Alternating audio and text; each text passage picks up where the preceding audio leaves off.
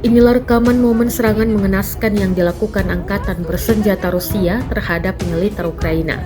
Rusia diketahui merudal sejumlah kendaraan militer Ukraina hingga berakhir berserakan di dalam hutan. Kendaraan tersebut tampak mengalami kerusakan parah.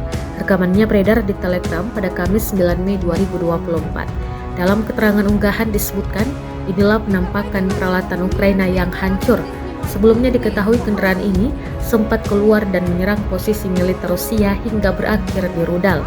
Tampak pula detik-detik rudal menghantam tentara Ukraina di dalam kendaraan militernya.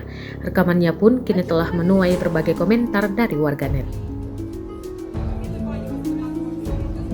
Якби ви видавали мені мої документи, тоді б я з вами могла нормально балакати.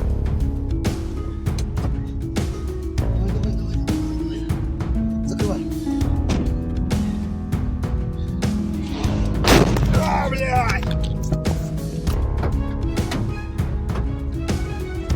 Правда, мене на руку ранено, я криса. Де вони, блядь?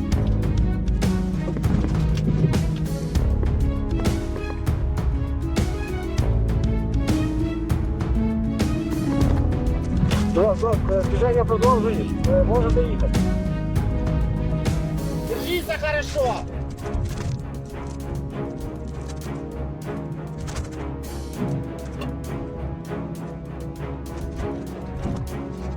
До.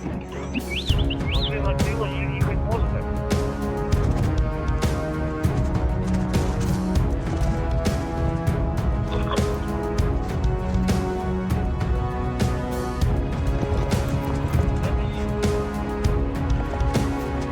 Каждый день виню себя.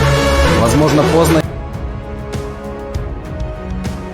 Download Tribun X sekarang, menghadirkan lokal menjadi Indonesia.